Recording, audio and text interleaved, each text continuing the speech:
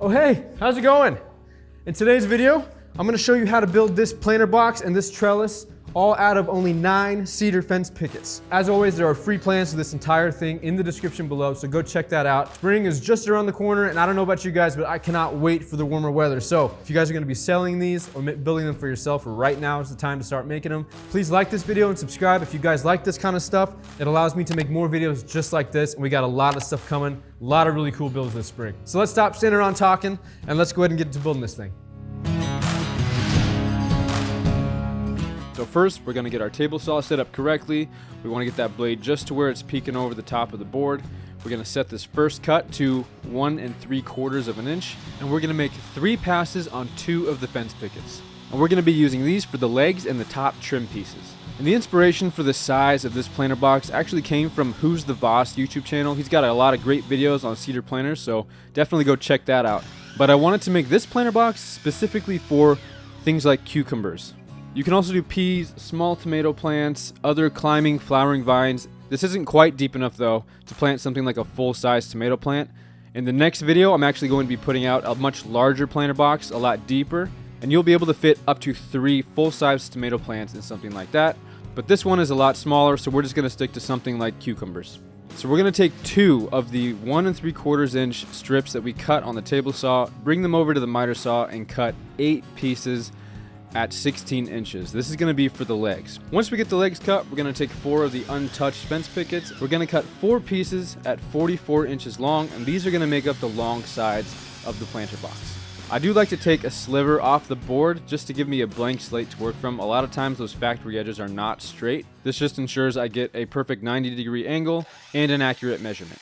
So after you have 4 of the pickets cut to 44 inches, you're going to take the remainder of those cut pickets, and you'll be able to cut 8 12 3/4 inch pieces from that. So at this point, we'll have all the sides cut and 4 of the bottom planter pieces. You're going to need a total of 12 boards cut to 12 3/4 of an inch. So we're going to take 1 more picket and cut 4 more 12 3/4 of an inch pieces from it, and then we'll have all the sides and the bottom pieces cut.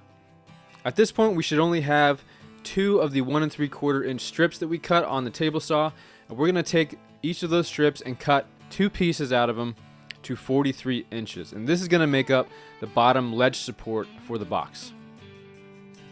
We're going to leave the top trim pieces uncut right now until the box is entirely built. Then we can get exact measurements and make those miter cuts so we get a nice clean look at the end. And if you're wanting to stain, right now is the time to do it before we put the box together. This is going to save a lot of time in the end. You're not going to have to worry about, masking things off and getting paint on other parts of the planter where you don't want it. So I'm just using some Behr deck stain, solid color. This is in the color Slate. I'm just going to put a nice thick coat on all my leg pieces and the uncut top trim pieces. I'm going to let this dry completely before putting the rest of the box together.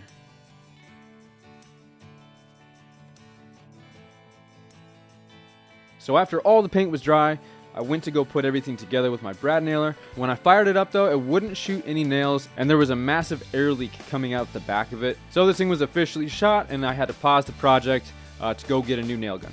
Since we're here talking about the nail gun, I'm using these quarter cable 1-inch 18 gauge brad nails. They are rated for indoor use. However, I've heard that you don't actually need galvanized when you're working with cedar.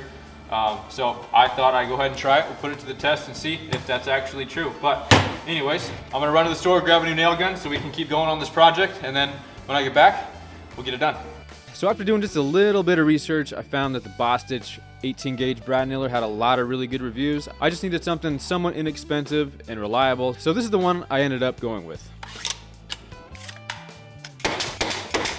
Got it home, put it together, fired a couple test nails, and we were back in business.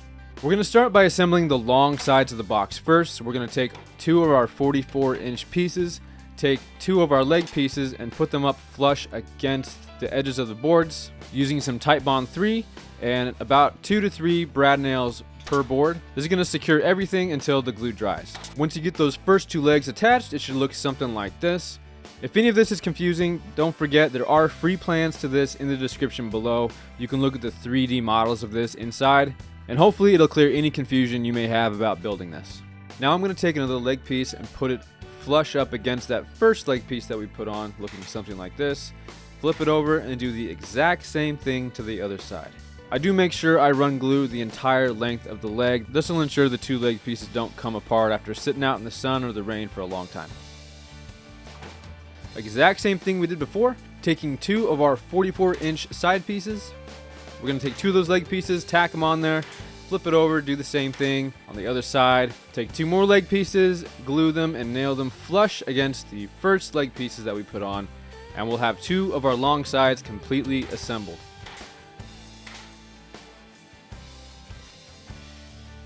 And once we have all the leg pieces attached to our 44-inch long side pieces, we're going to stand it up on its end, and I'm going to put glue on the inside seam, and then take two of our 12 3/4 inch short side pieces and glue and nail them to the inside of the box. Now, if you've worked with cedar fence pickets before, you know that there's going to be some cupping, maybe a little bit of warping, so this can change the dimensions of the box. You can use a speed square or a tape measure, just making sure everything is consistent. But it's inevitable, you will have some gaps like you see here when you're putting these boards together. Even though cedar isn't perfectly straight and it does have a lot of cupping and warping, like I said, it is a great wood to work with outside. It's completely water resistant from the get-go. You don't have to do any staining or finishing to it. It already naturally has oils that keep it weather resistant, so it's one of the best woods that you can build these planer boxes with that are going to be in direct contact with dirt and water.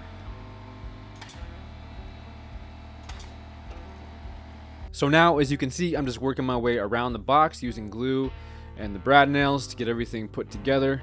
I do try to make sure there is no gaps at the top of the planer, because I know that's the place that's going to be seen the most. At the bottom, it doesn't really even matter, because as long as the gap's not too big to where you can't secure it well, it's going to be completely covered by dirt.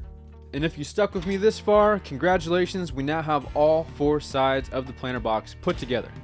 Now it's time to take those 43-inch ledge pieces we cut earlier, and we're going to fasten them with glue and nails to the bottom of the inside of the box. Just going to make sure we use a good amount of glue and nails here. This is what's going to be holding up all the weight in the box with all the wet dirt. We definitely don't want the bottom coming out after we fill it with that beautiful dirt and flowers and cucumbers and peas and whatever else you're planting in it. Always double check that your nail gun is actually shooting nails too, because you'll still get the dent from the air in the wood. I found out here that my nail gun had been out of nails for a little while now, so I had to go back and make sure everything was secure, not just with glue, but also with nails. When aligning this ledge piece, you just want it to be flush with the bottom long side of the box.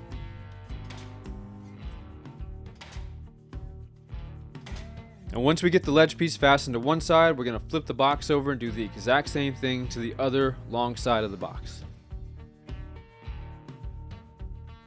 And now it's time to put the bottom pieces inside of the box on those ledge pieces we just installed. If they're a little bit long, no worries, just take them over to the miter saw, shave a little bit off. So we're going to take the 8, 12 3/4 inch slats that we still have lying there on the floor, and we're gonna put them on the bottom of the box. Do a little bit of a dry fit here first to make sure they all fit.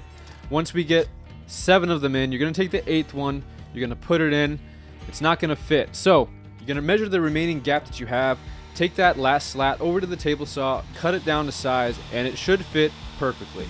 If there are a few gaps, again, no worries. We are going to be putting a few drainage holes in the bottom regardless, so that water doesn't pool up. So as long as they're not gaping, it'll be just fine.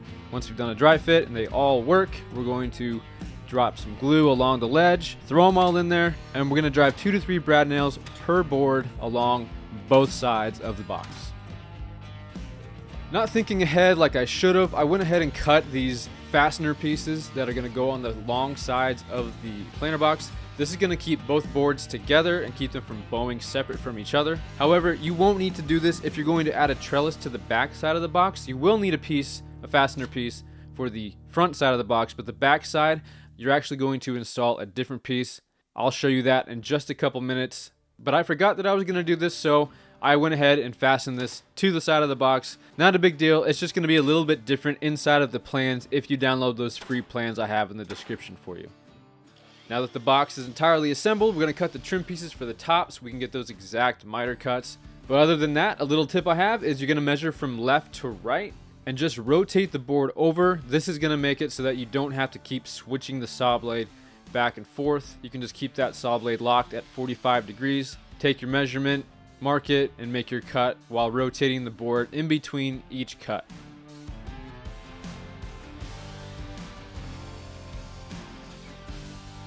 And I should clarify that you are going to measure from the corner of the leg piece to the corner of the corresponding leg piece. This is going to be the longest measurement and the furthest point on your miter cuts. Once I do a quick dry fit, making sure all my angles look good, everything's clean looking, it's time to squeeze some half frozen Titebond 3 along the edges of the box. Gonna get all those miter cut trim pieces back on top. We're gonna do 3 nails per corner of the trim pieces. This is gonna be the most likely area they're gonna try to peel up when they're out, in the elements. And then just put a nail about every, 4 or 5 inches along the sides. Once we have the trim pieces fastened to the top of the planer box, it's now time to take some paint and do some final touch-ups to all the glue squeeze out we had.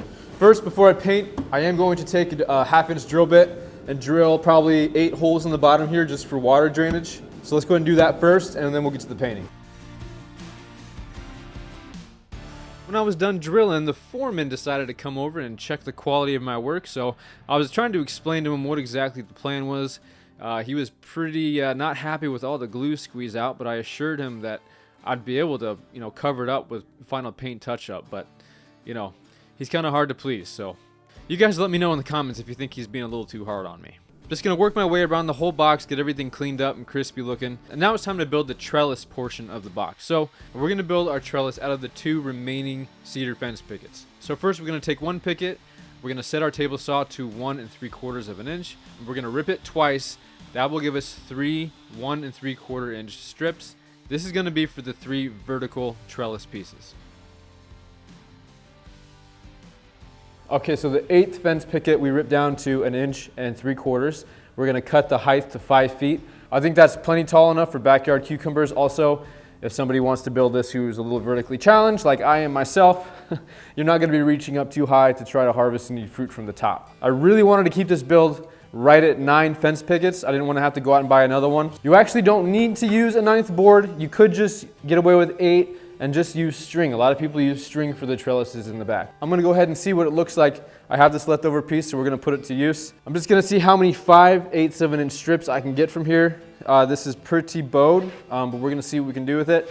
And then evenly space them across the whole thing, and then see how it looks. I wanted a thicker piece at the top too, so I was planning on ripping 1 at 1 1/2 inch and seeing how many remaining 5/8 of an inch strips I could get from there. I ended up getting 6, but one of them broke, so we have 5 5/8 inch strips for the trellis and a 1 1/2 inch piece for the top. Right here I have the 3 vertical pieces. I'm going to cut each one to 5 feet. Now the trim pieces we have from these vertical pieces, you're going to want to hold on to. We're going to cut these down, and these are going to act as the spacers that will attach to the box, and then you can attach the vertical pieces of the trellis to these spacers. I'll say again, if any of this is confusing, you'll be able to look at the 3D diagrams in the plans in the description below. So don't forget to check those out. So I'm just going to set them in here, get a little bit of a dry fit, and would you look at that, we're done. Okay, not quite, but we are almost done, so stick with me. Just a couple more steps and you'll have a beautiful planter ready to grow some delicious cucumbers. So now I'm going to take that 1 1/2 inch rip piece and cut it down to 42 inches. This was the measurement from the inside trim to the inside trim of the length of the box. So measure the inside of the length of your box to get an exact measurement. Mine was right at 42 inches. So I'm going to cut the top 1 1/2 inch strip and all the remaining 5/8 inch strips right at 42 inches. And I'm going to run these all the way down the length of the vertical pieces. Well, that was a mouthful, but if you just watch me do it here, it'll make a lot of sense. To attach the top piece, I'm only using 1 nail and some glue right now. I only want to use 1 nail because I want to be able to pivot the pieces to line it up so I get straight pieces all the way down. I start with both vertical pieces on the outsides and then I move to the vertical piece on the inside. I do want to get a center measurement, which 42 inches is going to be right at 21 inches dead center, and we're going to center that middle vertical trellis piece.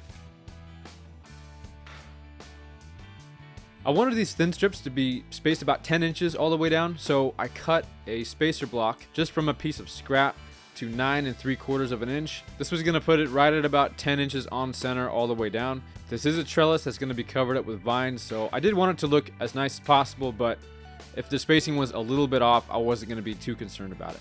So now I'm just going to work my way across the trellis one piece at a time using glue and 2 brad nails per attachment. And then I'll just take this old t-shirt and wipe up any squeeze out as best as I can. And right here you can see exactly why I only wanted to put 1 brad nail in the top at first, so that as I'm putting them together I can move that piece around to get it to line up perfectly so everything is square and right at 90 degrees.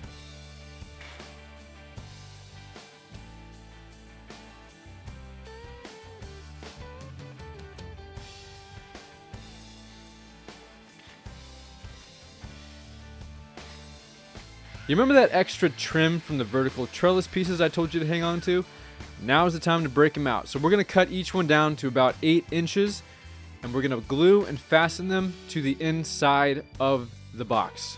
Now, if you remember from earlier, I already put one of the fasteners in the middle of the box. So I'm actually only going to need 2 of these, but if you follow the instructions correctly, you will need all 3 of these trim pieces.